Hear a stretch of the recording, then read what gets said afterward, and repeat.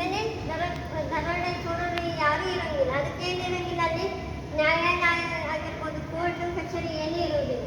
ಛತ್ತೀಸ್ಗಢದಲ್ಲಿ ಏನು ವಜ್ರಗಳಿಂದ ಏನಾಗಿರ್ತದೆ, ಮಹಲ್ಗಳ ಶೃಂಗಾರ ಆಗಿರ್ತಾವೆ. ಆದರೆ ವಜ್ರ ಇದು ಏನು ಚಿನ್ನದ ಇಟ್ಟಿಗೆಗಳಿಂದ ಏನು ಮಾಡಲಾಗ್ತದೆ, ಮನೆಯನ್ನ ನಿರ್ಮಾಣ ಮಾಡಲಾಗ್ತದೆ.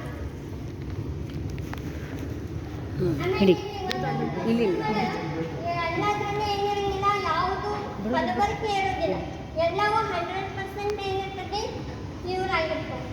ಈಗ ಒಂದು ಕಿರೀಟ ಎಷ್ಟು ವೇಟ್ ಇರ್ಬೋದು ಅಂತಂದ್ರೆ 10ಗಿಂತಲೇ ಏನಾಗಿರ್ತದೆ, ಅಷ್ಟೊಂದು ಹಗುರವಾಗಿರ್ತದೆ.